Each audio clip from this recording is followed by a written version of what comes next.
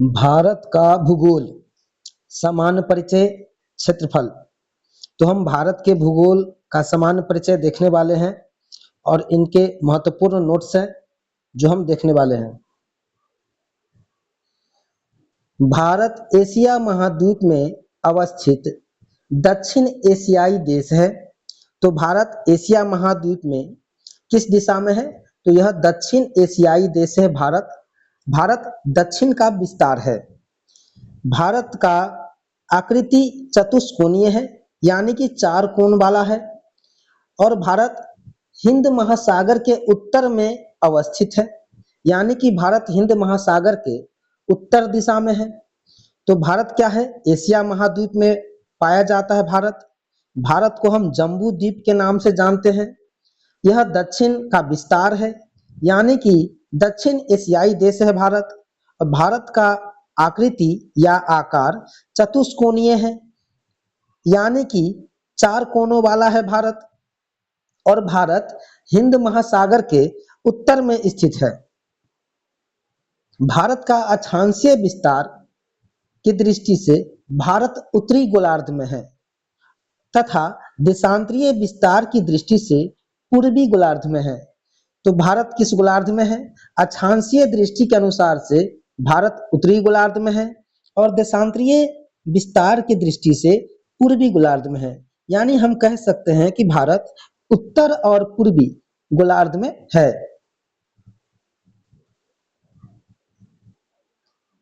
भारत का क्षेत्रफल की दृष्टि से 7वां स्थान है, जिसमें सबसे पहला रूस, कनाडा, संयुक्त राज्य अमेरिका, चीन, ब्राजील और ऑस्ट्रेलिया है। और ऑस्ट्रेलिया के बाद भारत आता है। तो पहला नंबर पे रूस है, दूसरे पर कनाडा है, तीसरे नंबर पर अमेरिका है, उसके बाद चीन है, ब्राजील है, ऑस्ट्रेलिया है और उसके बाद भारत है। 2011 की जनगणना के अनुसार भारत जनगणना की दृष्टि से भारत दूसरे स्थान पर है, जिसपे पहले स्थान पे चीन है और दूसरे स्थान पे 2011 के अनुसार से भारत की जनसंख्या के अनुसार से दूसरा स्थान पर है। और हम वर्तमान में देखते हैं तो यह पहले स्थान पर भारत हो चुका है। यूनाइटेड नेशंस पॉपुलेशन फंड द्वारा जारी स्टेट ऑफ वर्ल्ड पॉपुलेशन 2023 के अनुसार चीन को पीछे छोड़ते हुए भारत दुनिया का सर्वाधिक आबादी वाला देश बन गया है। तो 2023 के अनुसार भारत क्या है? पहला नंबर पे आ चुका है और चीन दूसरा पे जा चुका है। जबकि स्टेट ऑफ वर्ल्ड पॉपुलेशन 2025 के अनुसार भारत की जनसंख्या 1463.9 मिलियन, जबकि चीन की जनसंख्या 1416.1 मिलियन हो गई है। तो हमको ध्यान रखना है 2025 के अनुसार क्या है?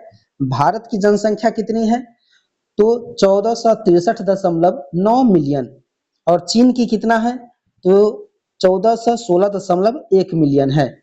अर्थात भारत की जनसंख्या चीन से 47.8 मिलियन अधिक हो चुकी है।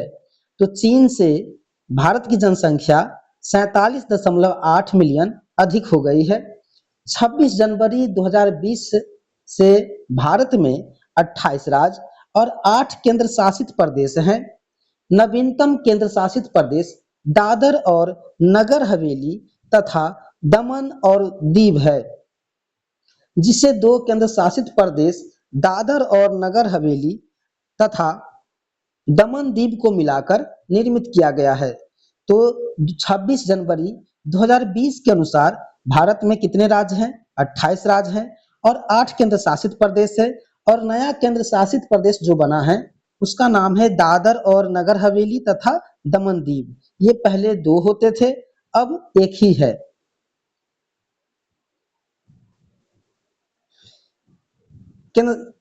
इसके पूर्व निर्मित केंद्र शासित प्रदेश जम्मू कश्मीर तथा लद्दाख है। तो दादर नगर हवेली और दमन द्वीप से पहले जम्मू कश्मीर और लद्दाख बना था केंद्र शासित प्रदेश। इसका निर्माण जम्मू कश्मीर के राज्य पुनर्गठन के पश्चात हुआ। भारत का कुल क्षेत्रफल 32,87,263 वर्ग किलोमीटर है। ISFR 2023 के अनुसार भारत की कुल भौगोलिक क्षेत्रफल 32,87,469 वर्ग किलोमीटर है। तो याद रखेंगे 2023 के अनुसार कितना है, 32,87,469 वर्ग किलोमीटर, जो पृथ्वी के समस्त क्षेत्रफल के स्थलीय भाग क्षेत्रफल का लगभग 2.4% है। भारत में संपूर्ण विश्व की 17.5% जनसंख्या है। 2011 के अनुसार ये डाटा है और 25 के अनुसार 17.78% हो चुका है। जनसंख्या निवास करती है यहाँ। 2011 की जनगणना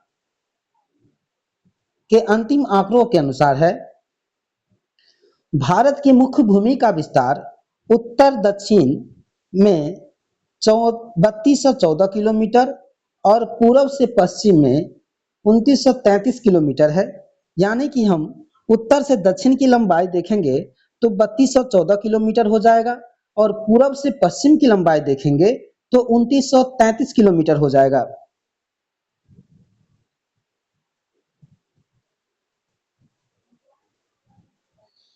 भारत के कुल क्षेत्रफल 32,87,263 वर्ग किलोमीटर में गैर कानूनी ढंग से पाकिस्तान के कब्जे वाला क्षेत्र जो है वह है 78,114 वर्ग किलोमीटर। यानी कि 32,87,263 वर्ग किलोमीटर में से पाकिस्तान ने 78,114 किलोमीटर पर कब्जा कर लिया है। पाकिस्तान द्वारा गैर कानूनी ढंग से चीन को दिया गया 5180 वर्ग किलोमीटर, यानी कि पाकिस्तान ने कब्जा किया 78,114 किलोमीटर और चीन को दे दिया 5180 वर्ग किलोमीटर। गैर कानूनी ढंग से चीन के कब्जे वाला अब चीन ने कब्जा किया भारत पर 37,555 वर्ग किलोमीटर और प्रमाणिक स्रोतों से 38,000 वर्ग किलोमीटर शामिल क्षेत्र है चीन के कब्जे वाला। तो ये भी याद रखेंगे। 2011 की जनगणना के अंतिम आंकड़ों के अनुसार गांवों की संख्या 6,40,932 है। तो 2011 की जनगणना के अनुसार भारत में गांव की संख्या कितने हैं? 6,40,932। भारत का अक्षांशीय विस्तार भूपृष्ठ पर विषुवत रेखा इक्वेटर से उत्तर दक्षिण दिशा में स्थित किसी भी बिंदु की पृथ्वी के केंद्र से मापी गई कोणीय दूरी अक्षांश कहा जाता है। तो पृथ्वी के केंद्र से मापी गई कोणीय दूरी को हम क्या कहते हैं? अक्षांश कहते हैं। अक्षांश रेखाएं काल्पनिक रेखाएं होती हैं जो पृथ्वी के चारों ओर पूरब से पश्चिम दिशा में विषुवत रेखा के समांतर खींची जाती है।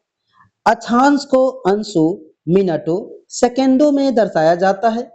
पृथ्वी को दो बराबर भागों में बांटने वाले 0 डिग्री अक्षांश को भूमध्य रेखा कहा जाता है।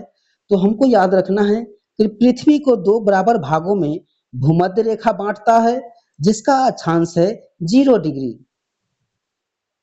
विषुवत वृत्त या भूमध्य रेखा उत्तर भाग को उत्तरी गोलार्ध और दक्षिणी भाग को हम दक्षिणी गोलार्ध के नाम से जानते हैं।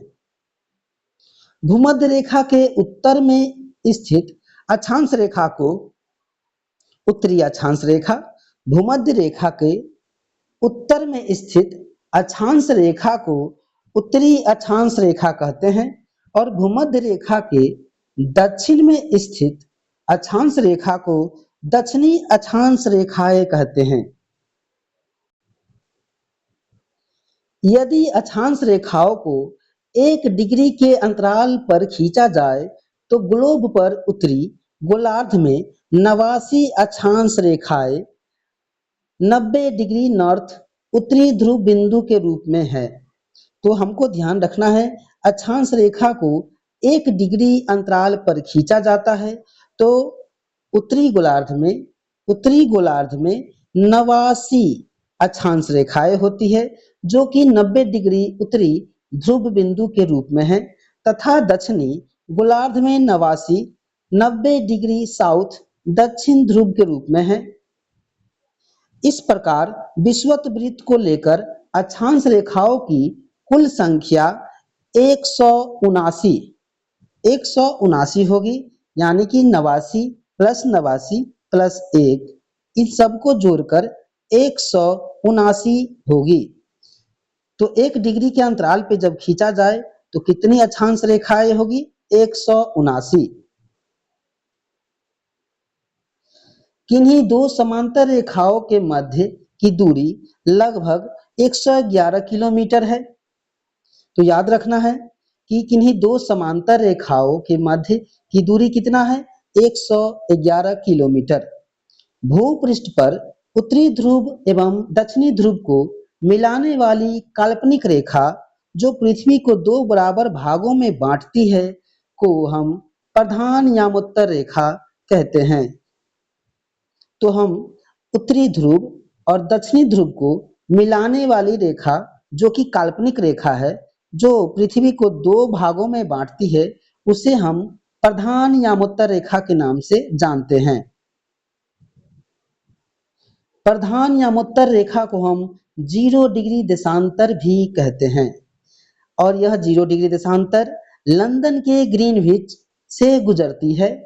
इसका कारण इसे ग्रीनविच मीन टाइम के रेखा भी कहते हैं। तो जो लंदन से 0 डिग्री देशांतर रेखा गुजरती है, उसे हम ग्रीनविच मीन टाइम रेखा के नाम से जानते हैं। वर्तमान में इसे ऑर्डिनेटेड यूनिवर्सल टाइम UTC कहा जाता है। तो 0 डिग्री देशांतर रेखा को हम क्या कहते हैं? ऑर्डिनेटेड यूनिवर्सल टाइम UTC कहा जाता है। और पहले था GMT।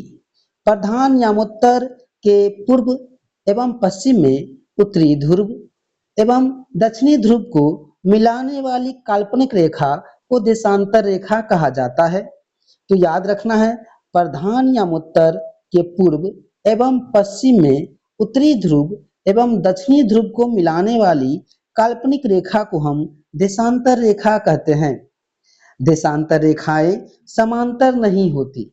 देशांतर रेखाएं क्या नहीं होती? समांतर नहीं होती है, जबकि अक्षांश रेखाएं समांतर होती है। ध्रुवों से विषुवत रेखा की ओर बढ़ने पर देशांतर रेखाओं के मध्य दूरी बढ़ती जाती है। क्या होता है? जब ध्रुव से हम विषुवत रेखा की ओर बढ़ते हैं, ध्रुव से हम विषुवत रेखा की तरफ बढ़ेंगे या जाएंगे, तो देशांतर रेखा के मध्य दूरी बढ़ती जाती है। विषुवत रेखा पर 1 डिग्री के अंतराल वाली 2 क्रमिक देशांतर रेखाओं के बीच अधिकतम 111.33 किलोमीटर की दूरी होती है। तो 1 डिग्री विषुवत रेखा के अंतराल पर 2 क्रमिक देशांतर के बीच की दूरी अधिकतम कितनी होगी? 111.33 किलोमीटर। भारत पूर्णतः उत्तरी गोलार्ध में स्थित है। संपूर्ण भारत का अक्षांशीय विस्तार 6 डिग्री 4-5 उत्तरी अक्षांश है। अक्षांश से 37 डिग्री 6 मिनट उत्तरी अक्षांश के मध्य है।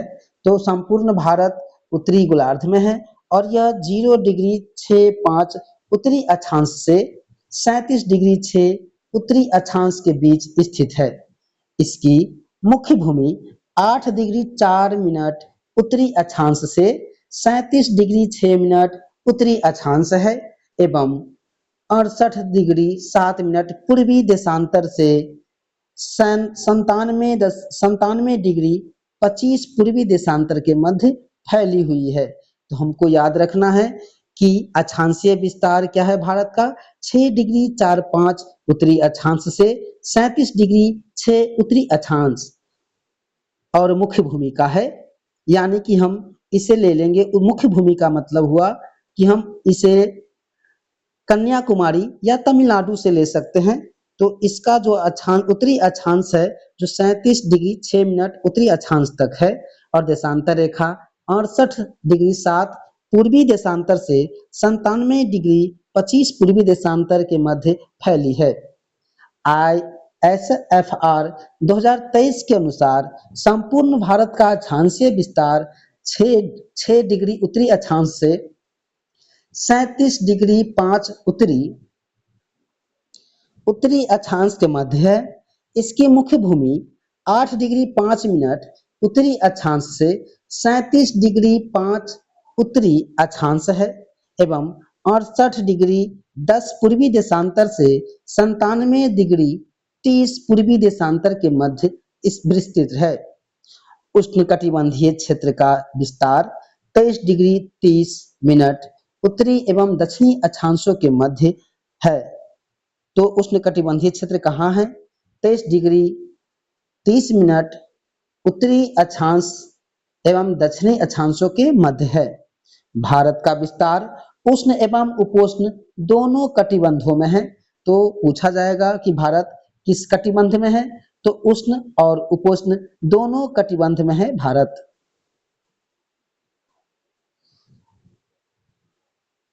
ध्यातव्य है कि निम्न अक्षांश 0 डिग्री से उच्च अक्षांश 90 डिग्री की ओर जाने पर दिन रात की अवधि में अंतर होता है। तो अक्षांश 0 डिग्री से उच्च अक्षांश 90 डिग्री की ओर जाने पर दिन रात पर प्रभाव पड़ता है। इसमें दिन रात में की अवधि में अंतर होता है। उत्तरी गोलार्ध में अक्षांश का प्रभाव दक्षिण से उत्तर की ओर, याद रखेंगे, उत्तरी गोलार्ध में अक्षांश का प्रभाव दक्षिण से उत्तर की ओर दिन रात की अवधि पर पड़ता है। भारत एवं कर्क रेखा।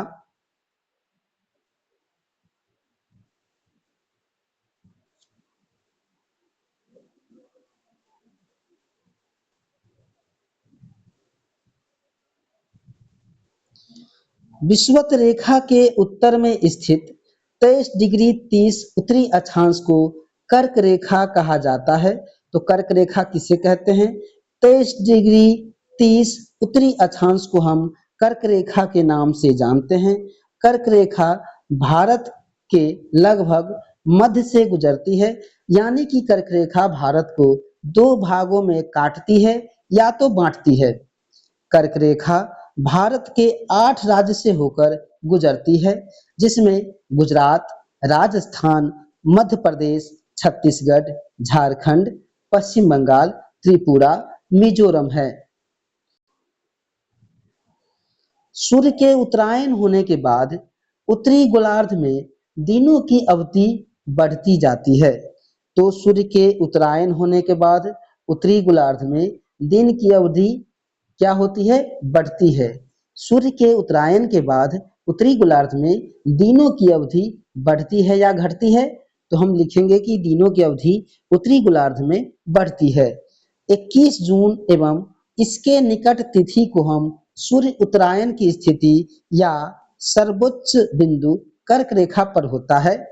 21 जून एवं इसके निकट तिथि को सूर्य उत्तरायण स्थिति के सर्वोच्च बिंदु कर्क रेखा पर होता है। तो याद रखेंगे 21 जून को सूर्य उत्तरायण की स्थिति में सर्वोच्च बिंदु कहाँ होता है? कर्क रेखा पर होता है। इस समय उत्तरी गोलार्ध में दिन की अवधि सर्वाधिक और रातें छोटी अवधि की होती है। तो 21 जून को उत्तरी गोलार्ध में क्या होता है? दिन होता है लंबा और रातें होती है छोटी।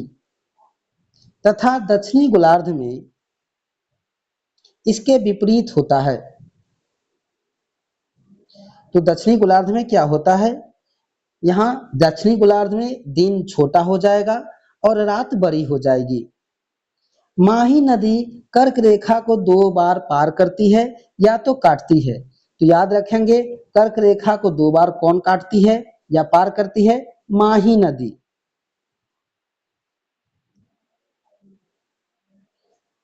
महत्वपूर्ण भारतीय नगरों की अक्षांशीय स्थिति। अगरतला का उत्तरी अक्षांशीय स्थिति क्या है? 23 डिग्री 53 मिनट। गांधीनगर का उत्तरी अक्षांश है 23 डिग्री 14 मिनट। जबलपुर का 23 डिग्री 12 मिनट। उज्जैन का 23 डिग्री 11 मिनट। कोलकाता का 22 डिग्री 30 मिनट। नागपुर का 21 डिग्री 09 मिनट। अहमदाबाद का 23 डिग्री 4 मिनट। वाराणसी का 25 डिग्री 18 मिनट और भोपाल का 23 डिग्री 17 मिनट है। मानक समय। भारत की प्रमाणिक मध्याह्न रेखा अथवा भारतीय मानक IST Indian standard time 82 degree 30 minute पूर्वी देशांतर से लिया गया है।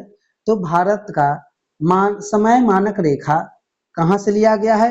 82 डिग्री 23 पूर्वी देशांतर से लिया गया है। यह देशांतर रेखा मिर्जापुर, इलाहाबाद, वर्तमान में प्रयागराज के निकट से होकर गुजरती है।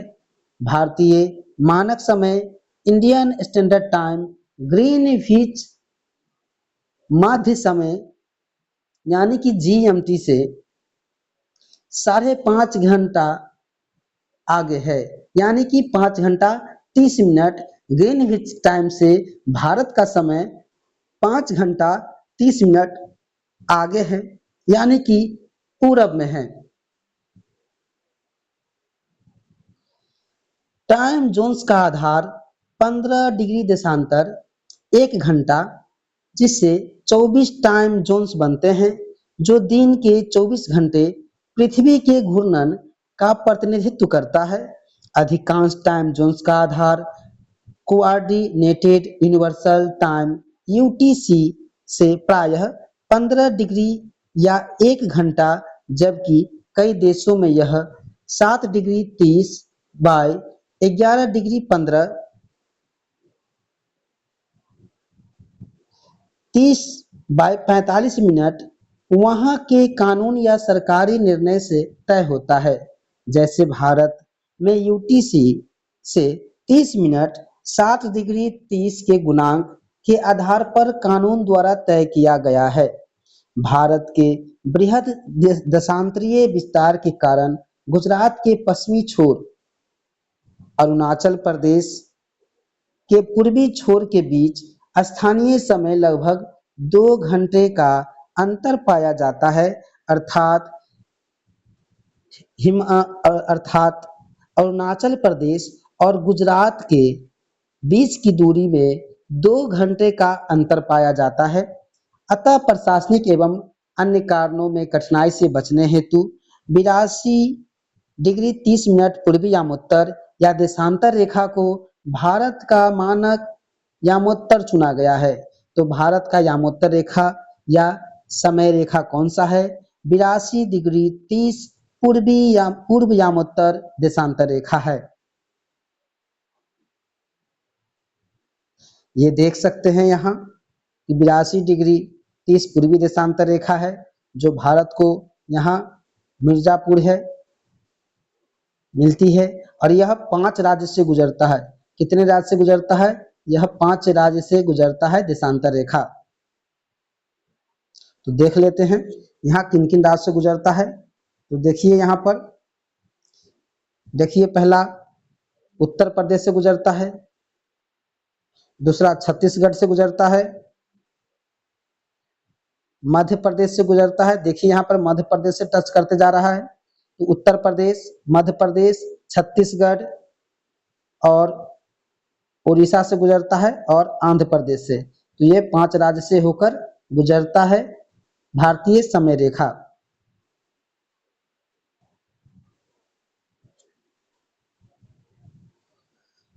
भारतीय मानक समय की यामोत्तर रेखा उत्तर प्रदेश, मध्य प्रदेश, छत्तीसगढ़, उड़ीसा, आंध्र प्रदेश कुल 5 राज्य से होकर गुजरती है।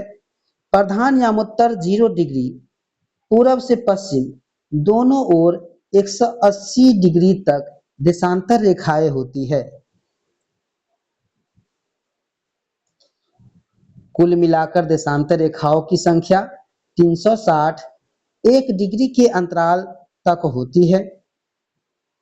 सभी देशांतर रेखाएं पृथ्वी को दो बराबर भागों में विभाजित करती है। तो याद रखेंगे, सभी देशांतर रेखा पृथ्वी को दो बराबर भागों में विभाजित करती है।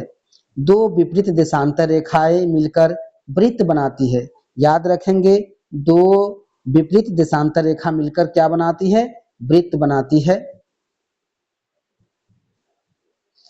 ग्रीनविच या प्रधान यामोत्तर रेखा के पूर्व में स्थित 180 डिग्री तथा सभी देशांतर को पूर्वी देशांतर एवं पश्चिम की ओर स्थित 180 डिग्री तक सभी देशांतर को पश्चिमी देशांतर कहा जाता है। पृथ्वी 24 घंटे में 1414 मिनट में 360 डिग्री घूम जाती है तथा एक अंतराल पर कुल देशांतर रेखाओं की संख्या 360 है। अतः 1 डिग्री देशांतर घूमने में पृथ्वी को 4 मिनट का समय लगता है, यानी कि 1440 मिनट बट्टा 360 का समय लगता है, तो 4 मिनट निकलेगा। इस प्रकार 15 डिग्री देशांतर तक 1 घंटे का अंतर होता है। सूर्य पूर्व में उदित होता है क्योंकि पृथ्वी पश्चिम से पूर्व अपनी धुरी पर घूमती रहती है। तो पृथ्वी किधर से घूमती है? पश्चिम से पूरब की ओर पृथ्वी धुरी पर घूमती है, इसलिए पूरब में सूर्य निकलता है। अतः जीरो प्रधान यामोत्तर से पूर्व की ओर जाने पर जीएमटी आगे और पश्चिम की ओर जाने पर जीएमटी पीछे होगा। तो पहले ही हम बता चुके हैं कि भारतीय मानक समय रेखा जो है वह पूरब की ओर है, जो जीएमटी से 5.5 घंटा आगे है। तो 5.5 घंटा भारत का समय क्या है? आगे है, और आगे का मतलब है कि वह पूरब में है। अगर पीछे रहता तो यह पश्चिम में हो जाता। इतना याद रखेंगे। 0 डिग्री से 180 डिग्री पूरब की ओर जाने पर 12 घंटे की अवधि लगती है एवं यह ग्रीनविच समय से 12 घंटे आगे रहता है। इस प्रकार 0 डिग्री से 180 डिग्री पश्चिम की ओर जाने पर ग्रीनविच से 12 घंटे पीछे का समय लगता है। 180 डिग्री ईस्ट और 180 डिग्री वेस्ट। एक ही देशांतर 180 डिग्री है। इंटरनेशनल डेट लाइन के दोनों ओर +12 और -12 दोनों होने से तिथि दिन में एक दिन 24 घंटे का अंतर होता है। भूपृष्ठ पर 180 डिग्री पूर्व एवं पश्चिम यामोत्तर के लगभग 7 स्थल खंडों को छोड़ते हुए निर्धारित की गई काल्पनिक रेखा को अंतर्राष्ट्रीय तिथि रेखा कहते हैं या अंतर्राष्ट्रीय तिथि रेखा कहलाती है। दूरस्थ बिंदु।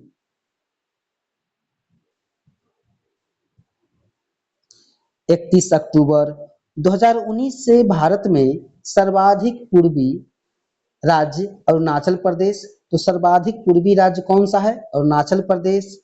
पश्चिमी राज्य गुजरात और उत्तरी राज्य हिमाचल प्रदेश एवं दक्षिणी राज्य तमिलनाडु है।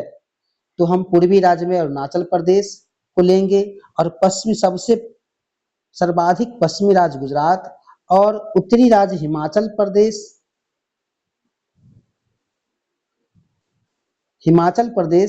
यानी कि उत्तरी राज्य हिमाचल प्रदेश, यहाँ हिमालय प्रदेश होगा। हिमालय प्रदेश यानी कि लद्दाख। और दक्षिणी राज्य तमिलनाडु है। राज्य एवं केंद्र शासित प्रदेशों में सर्वाधिक उत्तरी भाग में लद्दाख है। तो याद रखेंगे सबसे उत्तरी राज्य कौन सा है? हाँ, तो उत्तरी राज्य हिमाचल प्रदेश है। लद्दाख यहाँ केंद्र शासित प्रदेश हो जाता है, इतना ध्यान रखेंगे। केंद्र शासित प्रदेश में लद्दाख है, और उत्तरी राज्य में पूछा है तो राज्य में हिमाचल प्रदेश ही होगा। और केंद्र शासित पूछता तो उत्तरी भाग लद्दाख हो जाता। अगर जम्मू कश्मीर में देंगे तो जम्मू कश्मीर भी केंद्र शासित प्रदेश है, तो जम्मू कश्मीर नहीं होगा, क्योंकि जम्मू कश्मीर से हिमालय की तरफ ऊंचे स्थान पर लद्दाख है। तो सबसे उत्तरी केंद्र शासित प्रदेश जो है लद्दाख है, और दक्षिण भाग में अंडमान निकोबार द्वीप समूह है। तो याद रखेंगे, केंद्र शासित प्रदेश में सबसे दक्षिणी भाग अंडमान निकोबार है।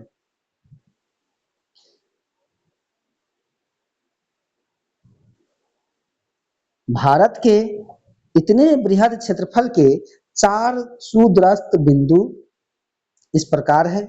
सुदूरस्थ दक्षिणी बिंदु इंदिरा पॉइंट है, और इंदिरा पॉइंट ग्रेट निकोबार तथा बड़ा निकोबार द्वीप में है। यानी कि इंदिरा पॉइंट कहाँ है? अंडमान निकोबार में है। 2004 की सुनामी के कारण यह इंदिरा पॉइंट जो है वह जल में या समुद्र में डूब गया था, इतना याद रखेंगे। तो 2004 में सुनामी में कौन डूब गया था? इंदिरा पॉइंट, जो कि भारत का दक्षिणतम बिंदु है। भारत की मुख्य भूमि का दक्षिणतम बिंदु याद रखेंगे। मुख्य भूमि का दक्षिणतम भूमि जो है कन्याकुमारी तमिलनाडु में है। सुदूरस्थ उत्तरी बिंदु सियाचिन ग्लेशियर के निकट इंदिरा कौल है, जो कि लद्दाख में है। तो याद रखेंगे, सबसे उत्तरी बिंदु कौन सा है? सियाचिन ग्लेशियर में पाया जाता है इंदिरा कौल, और यह लद्दाख में है। तो लद्दाख क्या है? हमारा केंद्र शासित प्रदेश। और लद्दाख क्या है? सबसे उत्तरी केंद्र शासित प्रदेश है, जहां पर इंदिरा कौल है सियाचिन ग्लेशियर के निकट। तो याद रखेंगे, यहाँ देख लेते हैं। यहाँ ये लद्दाख है, और उत्तरी इंदिरा कौल यहाँ है, सियाचिन ग्लेशियर है यहाँ, ये लद्दाख में है। और यहाँ देख लीजिए, यहाँ पूर्वी है किबिथु अरुणाचल प्रदेश में, और यहाँ देख लीजिए गुजरात में है गुहार मोती, जो कि गुजरात में है। और यहाँ से दूरी देख लीजिए, गुजरात और अरुणाचल प्रदेश, यहाँ से दूरी कितने हैं? 2 घंटे का अंतर है। यहाँ से 2 घंटे का अंतर पाया जाता है देशांतर रेखा में, समय रेखा में। या तो यहाँ 30 डिग्री देशांतर भी बोल सकते हैं। और सबसे दक्षिणतम बिंदु देख लीजिए कन्याकुमारी, मुख्य भूमिका क्या है? ये है मुख्य भूमि, ये है मुख्य भूमिका। और ये दक्षिणी point Indira point great Nicobar, ये जो देख रहे हैं ये सभी क्या है? ये अंडमान निकोबार का भाग है।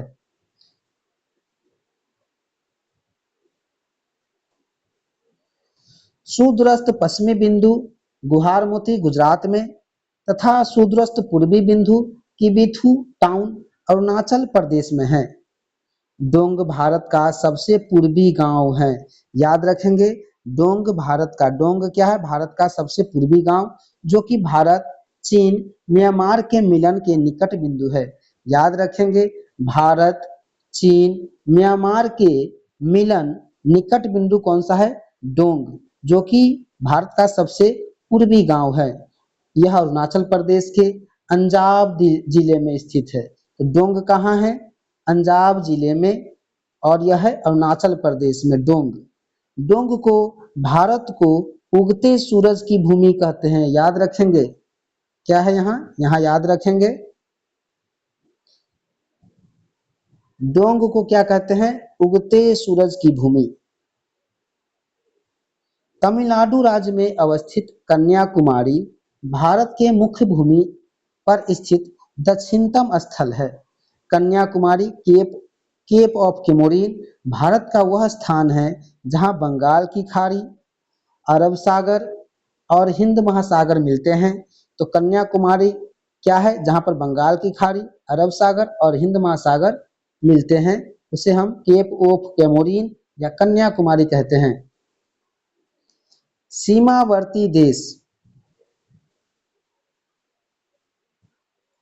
भारत के निकटतम स्थलीय पड़ोसी देश पाकिस्तान, अफगानिस्तान, चीन, नेपाल, भूटान, म्यांमार, बांग्लादेश तथा निकटतम द्वीपीय पड़ोसी देश मालदीव, श्रीलंका है।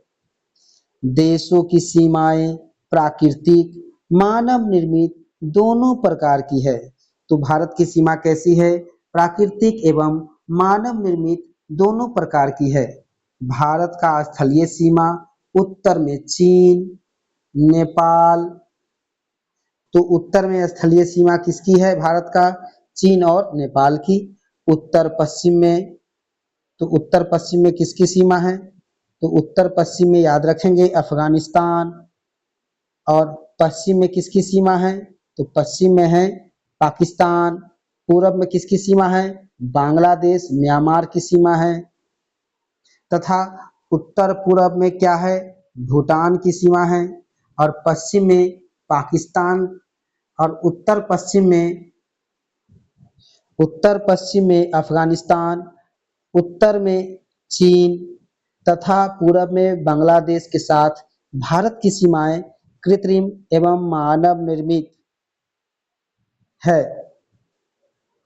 जबकि अन्य देशों नेपाल, भूटान, म्यांमार के साथ भारत की सीमाएं प्राकृतिक है। तो प्राकृतिक किसके साथ है? नेपाल, भूटान और म्यांमार के साथ भारत की सीमाएं प्राकृतिक सीमाएं हैं। पाकिस्तान के साथ तो अध्यारोपित सीमा है, जो कि सर सिरिल रेडक्लिफ ने तय किया था। भारत की भू सीमा 15,106.7 किलोमीटर। तो भारत की भूमि सीमा क्या है?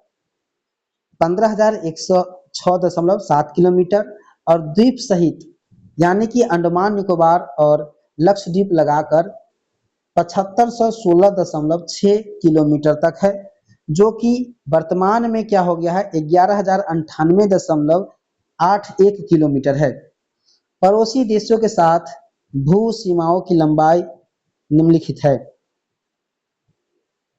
तो याद रखेंगे, बांग्लादेश की सीमा भारत से 4096.7 किलोमीटर, पश्चिम बंगाल, असम, मेघालय, त्रिपुरा, मिजोरम से लगती है, जो कि 5 राज्य से लगती है। चीन की सीमा 3488 किलोमीटर लद्दाख, अरुणाचल प्रदेश, उत्तराखंड, सिक्किम और अरुणाचल प्रदेश से लगती है, जो कि 5 राज्य से लगती है। पाकिस्तान की सीमा 3323 किलोमीटर लद्दाख, जम्मू कश्मीर, पंजाब, राजस्थान, गुजरात, ये भी 5 देशों से लगती है। तो पाकिस्तान की सीमा क्या है? 5 राज्य से लगती है। तो पाकिस्तान की सीमा 3323 किलोमीटर और भारत के 5 राज्य से लगती है। नेपाल की सीमा 1751 किलोमीटर, भारत के उत्तराखंड, उत्तर प्रदेश, बिहार, पश्चिम बंगाल, सिक्किम से लगती है, ये भी 5 राज्य से लगती है।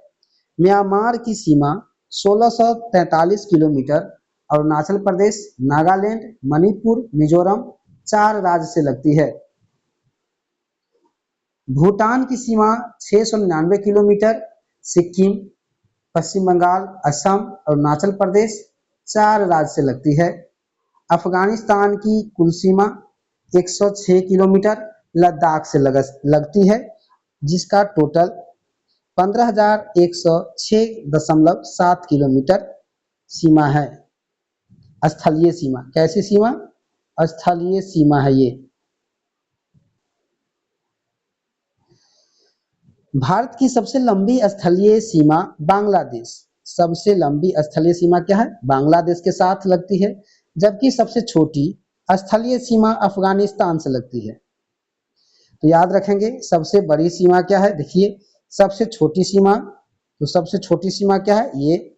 और सबसे बड़ी सीमा क्या है? तो सबसे बड़ी सीमा यहाँ बांग्लादेश, ये याद रखना है।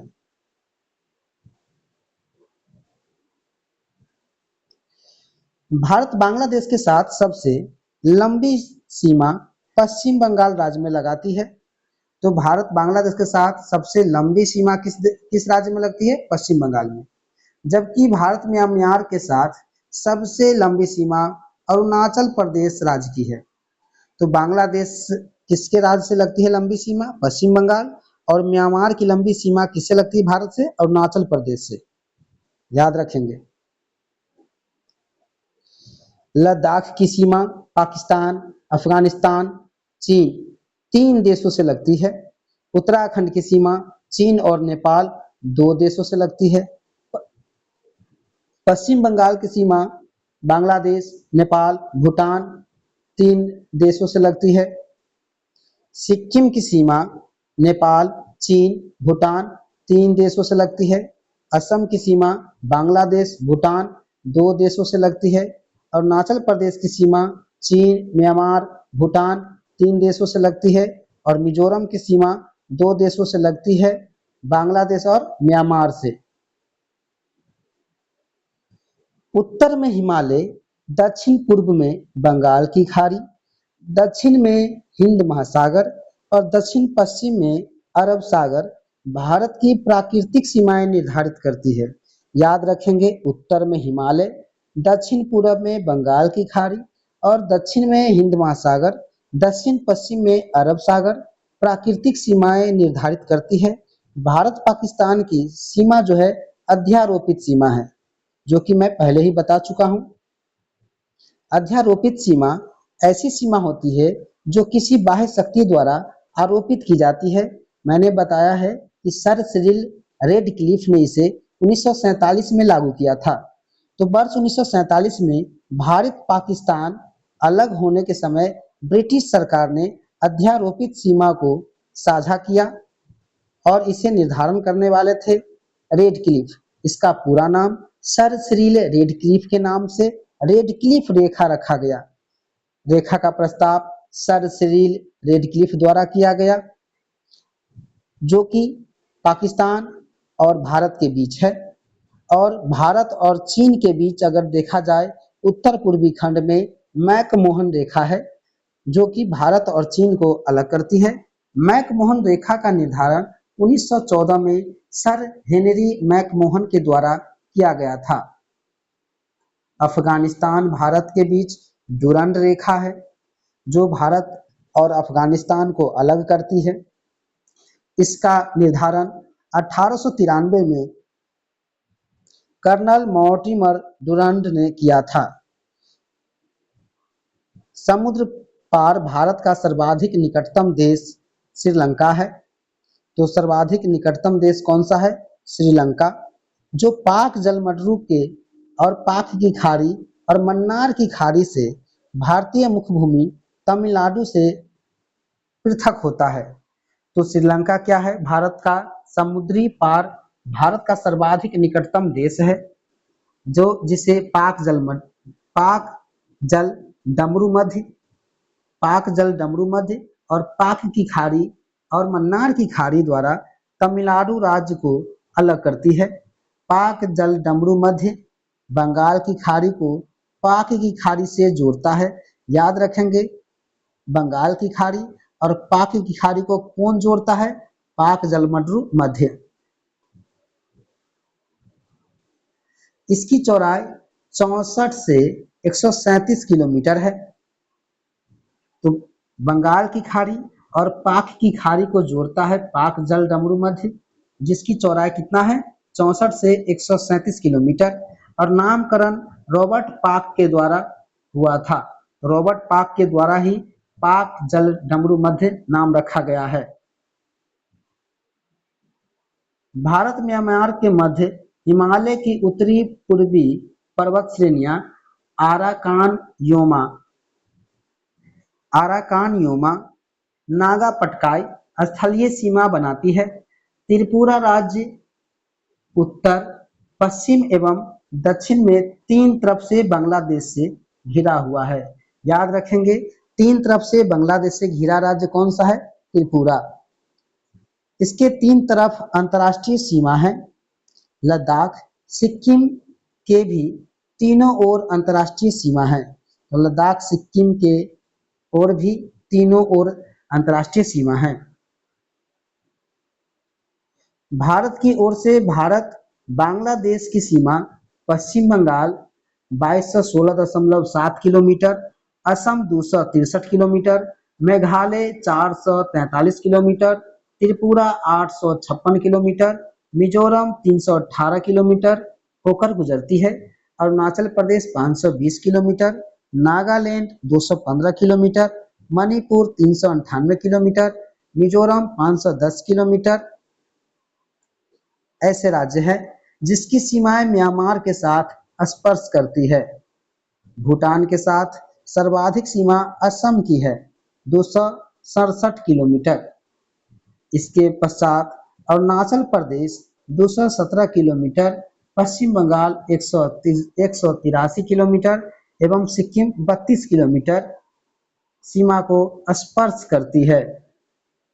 भारत और चीन के मध्य 3488 किलोमीटर स्थलीय सीमा है, जो लद्दाख में 1597 किलोमीटर, हिमाचल प्रदेश में 200 किलोमीटर, उत्तराखंड में 345 किलोमीटर, सिक्किम में 220 किलोमीटर, अरुणाचल प्रदेश में 1126 किलोमीटर तक विस्तृत है। भारत के प्राकृतिक प्रदेश।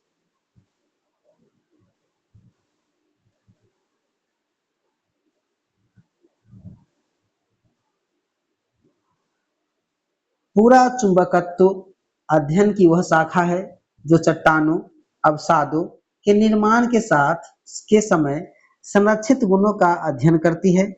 याद रखेंगे, पूरा चुंबकत्व वह शाखा है जो चट्टान, अवसादों के निर्माण के समय संरक्षित गुणों का अध्ययन करती है। विज्ञान की वह शाखा प्राचीन भूवैज्ञानिक घटनाओं के अध्ययन में सहायक होती है। पृथ्वी के प्राचीन चुंबकीय क्षेत्र का अध्ययन पूरा चुंबकत्व के माध्यम से किया जाता है। याद रखेंगे, पृथ्वी के प्राचीन चुंबक क्षेत्र का अध्ययन किसकी सहायता से करते हैं? पूरा चुंबकत्व के माध्यम से। अल्फ्रेड वेगनर के महाद्वीपीय विस्थापन या प्रवाह सिद्धांत को प्रमाणित करने के लिए पूरा चुंबकत्व अध्ययन को आधार बनाया गया। तो पूरा चुंबकीय अध्ययन को आधार बनाया गया अल्फ्रेड वेगनर के महाद्वीपीय सिद्धांत या महाद्वीपीय विस्थापन या प्रवाह सिद्धांत के कारण। महाद्वीपीय विस्थापन सिद्धांत के अनुसार प्रायद्वीपीय यानी कि भारत का नीचे वाला भाग भारतीय स्थल पिंड गोंडवाना लैंड का भाग है। तो प्रायद्वीपीय भारत किसका भाग है? गोंडवाना लैंड का। किस नियम के अनुसार? महाद्वीपीय विस्थापन सिद्धांत के अनुसार। याद रखेंगे, गोंडवाना भूभाग के विशाल क्षेत्र प्रायद्वीपीय भारत, ऑस्ट्रेलिया, अफ्रीका, दक्षिण अमेरिका, अंटार्कटिका के क्षेत्र शामिल थे। याद रखेंगे, गोंडवाना भूभाग में कौन सा विशाल क्षेत्र शामिल था? भारत, ऑस्ट्रेलिया, अफ्रीका, दक्षिण अमेरिका, अंटार्कटिका। मध्यवर्ती मध्यजीवी महाकल्प में संवहनीय धाराओं द्वारा गोंडवाना लैंड को अनेक टुकड़े में विभाजित कर दिया गया। इस विभाजन के फलस्वरूप भारतीय प्लेट गोंडवाना भूमि से अलग होने के बाद उत्तर एवं उत्तर पूर्व दिशा की ओर विस्थापित होने लगा। उत्तर दिशा की ओर विस्थापन के परिणाम स्वरूप भारतीय प्लेट अपने से अधिक विशाल प्लेट यूरेशियन प्लेट से टकराई। इस टकराव के कारण दोनों प्लेट तथा भारतीय और यूरेशियन प्लेट के बीच थेसिस सागर अवसादी चट्टान में बलित होकर हिमालय के रूप में विकसित हो गया। तो थेसिस सागर था और जिसमें क्या हुआ कि दो प्लेटें टकराई, जिसे हम भारतीय प्लेट और यूरेशियन प्लेट के नाम से जानते हैं। जब ये दोनों प्लेट टकराई तो थेसिस सागर क्या हुआ? चट्टान, अवसादी चट्टान उठ खड़ा हुआ और हिमालय का रूप ले लिया। हिमालय की पूरी पर्वत श्रृंखला एक युवा स्थलाकृति को दर्शाती है। तो हिमालय की श्रृंखला किसको दर्शाती है? युवा स्थलाकृति को। इसमें ऊंचे शिखर हैं, गहरी घाटियां हैं, तेज बहने वाली नदियां हैं। हिमालय के तराई क्षेत्र में पाताल तोड़ कुएं हैं। याद रखेंगे किस क्षेत्र में पाताल तोड़ कुएं हैं? तराई क्षेत्र। और तराई क्षेत्र कहाँ है? तो याद रखेंगे नेपाल से सटे हुए क्षेत्र है उत्तराखंड। थेसिस सागर के मलबों के हिमालय के रूप में ऊपर उठने तथा महाद्वीपीय पठार के उत्तरी किनारों को नीचे धंसने के कारण द्रोणी, बृहद द्रोणी का निर्माण हुआ।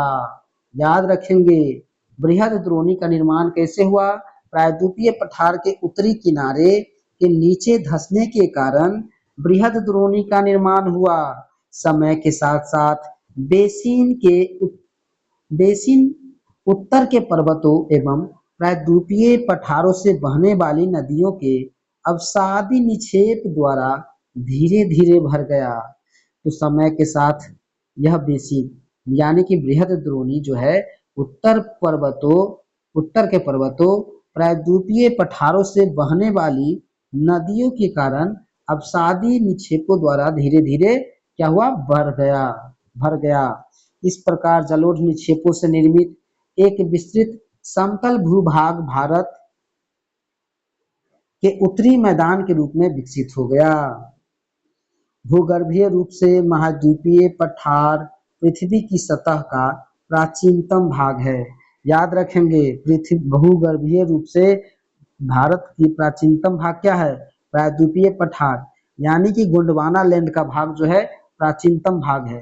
प्रायद्वीपीय भाग में सबसे स्थिर भूखंड है यह। और प्रायद्वीपीय पठार आग्नेय और रूपांतरित शैलों वाली ऊंची पहाड़ियां एवं चौड़ी घाटियां से बना है। याद रखेंगे प्रायद्वीपीय पठार किससे बना है? आग्नेय और रूपांतरित शैल से बना है। इसमें ऊंची पहाड़ियां और चौड़ी घाटियां से बना है। मेघालय पठार प्रायद्वीपीय पठार का बहिर्शायी विस्तार है। इस पर गारो, खासी, जयंती पहाड़ियां हैं जो भ्रंशन के कारण भारतीय प्रायद्वीपीय से मालदा गैप द्वारा पृथक हो गया। भारत के पश्चिमी तट निर्माण भूमि उत्थान निर्गमन के कारण हुआ। तो भारत के पश्चिमी तट का निर्माण कैसे हुआ? उत्थान एवं निर्गमन के कारण। भारत की भूमि बहुत अधिक भौतिक विभिन्नताओं को दर्शाती है, इसलिए भारत को 4 प्राकृतिक प्रदेश में विभाजित किया गया है। तो भारत को कितने प्राकृतिक प्रदेश में बांटा गया है? 4, जिसमें क्या क्या है? याद रखेंगे उत्तर का पर्वतीय क्षेत्र, विशाल मैदान, प्रायद्वीपीय पठार, तट एवं द्वीप।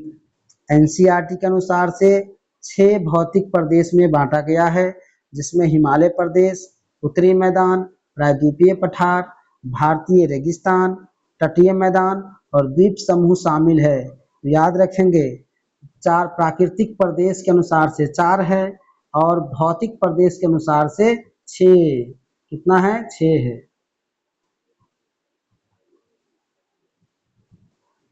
इसके अतिरिक्त भारत को शैल, स्तरक्रम, उच्चावच, विवर्तनिक प्रक्रमों के आधार पर 3 भूवैज्ञानिक और 6 भौतिक प्रदेशों में बांटा गया है। तो कितने? तो भारत के शैल, स्तरक्रम, उच्चावच और विवर्तनिक प्रक्रमों के आधार पर 3 भूवैज्ञानिक और 6 भौतिक प्रदेशों में क्या किया गया है? बांटा गया है, जिसमें उत्तर एवं उत्तर पूर्वी प्रदेश, उत्तरी भारत का मैदान, भारतीय मरुस्थल, प्रायद्वीपीय पठार, तटीय मैदान और द्वीप समूह को शामिल किया गया है। धारवार क्रम की चट्टानों का निर्माण आर्कियन क्रम की चट्टानों के अपक्षय, अपरदन, निक्षेपण और रूपांतरण से हुआ है। तो आर्कियन चट्टान का निर्माण किससे हुआ है? अपक्षय से। किससे? धारवार क्रम की चट्टानों के निर्माण में आर्कियन क्रम की चट्टान के अपक्षय अपरदन, निक्षेपण, रूपांतरण से हुआ है।